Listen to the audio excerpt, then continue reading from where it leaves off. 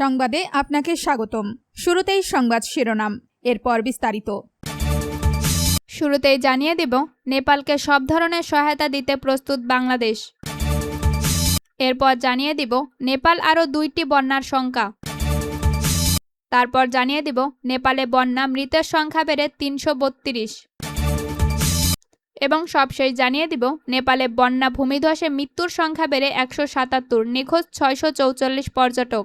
আপনি যদি মুসলিমদের পাশে থাকতে চান তাহলে ভিডিওতে লাইক করে চ্যানেলটি অবশ্যই সাবস্ক্রাইব করে দিবেন।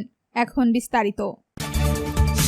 নেপালকে সব ধরনের সহায়তা দিতে প্রস্তুত বাংলাদেশ। নেপালকে ভয়াবহ বন্যা ও ভূমিধস মোকাবেলায় বাংলাদেশ প্রয়োজনীয় অনুযায়ী সব ধরনের সহায়তার প্রস্তাব দিয়েছে বলে জানিয়েছেন পররাষ্ট্রমন্ত্রী ডক্টর খলিলুর রহমান। তিনি বলেছেন, একই সঙ্গে সেখানে অবস্থানরত কোনো বাংলাদেশি নাগরিক ক্ষতিগ্রস্ত হলে তাদের পাশে দাঁড়ানোর প্রস্তুতি রয়েছে। বৃহস্পতিবার 27 আগস্ট পররাষ্ট্র মন্ত্রণালয়ে ডক্টর খলিল রহমান সাংবাদিকদের বলেন, আমরা তাদের সব ধরনের সহায়তার প্রস্তাব দিয়েছি। একদিন সকালে নেপালে পররাষ্ট্রমন্ত্রী শিশির খান্নালের সঙ্গে টেলিফোনে কথা বলেন বাংলাদেশের পররাষ্ট্রমন্ত্রী ডক্টর খলিলুর রহমান। তিনি বলেন, নেপালের পররাষ্ট্রমন্ত্রী আমাকে জানিয়েছেন যে তারা এখনও ক্ষয়ক্ষতির পরিমাণ এবং কী ধরনের সহায়তার প্রয়োজন তা মূল্যায়ন করেছেন। তিনি বলেছেন, আজ সন্ধ্যা বা আগামীকালের মধ্যে তারা আমাদের জানাবেন কী ধরনের সহায়তার প্রয়োজন। তিনি বলেন, নেপাল তাদের নির্দিষ্ট প্রয়োজনের কথা জানানোর পর বাংলাদেশ সাড়া দিতে প্রস্তুত রয়েছে। নেপালে আরও 2টি বন্যার সংখ্যা। নেপালে ভয়াবহ বন্যা ও ভূমিধস, এখনও পর্যন্ত 332 জন মানুষ মারা গেছেন, আরও অনেকেই নিখোঁজ আছেন। ঠিক এমন সময় বিবিসি জানিয়েছেন আরও বড় সংখ্যার কথা। দেশটির ত্রিভুবন বিশ্ববিদ্যালয় সেন্টার ফর ডিজাস্টার স্টাডিজ পরিচালক বসন্ত রাজ অধিকারী বলেছেন, আজ অথবা আগামীকাল বন্যার দ্বিতীয় ও তৃতীয় ঢেউ আঘাত হানার ঝুঁকি রয়েছে। কখন আঘাত হানবে তা জানি না।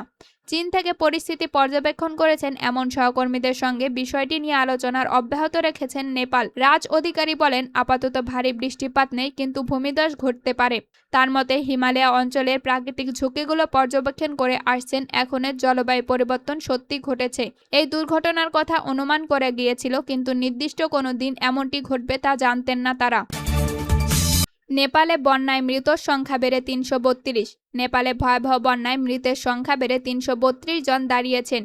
বৃহস্পতিবার 27 আগস্ট স্থানীয় সময় বিকাল 3:50 পর্যন্ত এই সংখ্যা জানিয়েছেন দেশটির পুলিশ। সংখ্যা আরও বাড়তে পারে বলেও ধারণা। বিবিসি জানিয়েছেন, স্থানীয় সময় দুপুর 2:30 দেওয়া পুলিশের আপডেট মৃতের সংখ্যা ছিল 289 জন। এই অল্প সময়ের মধ্যে মৃতের তালিকা আরও 43 জন যুক্ত হয়েছেন।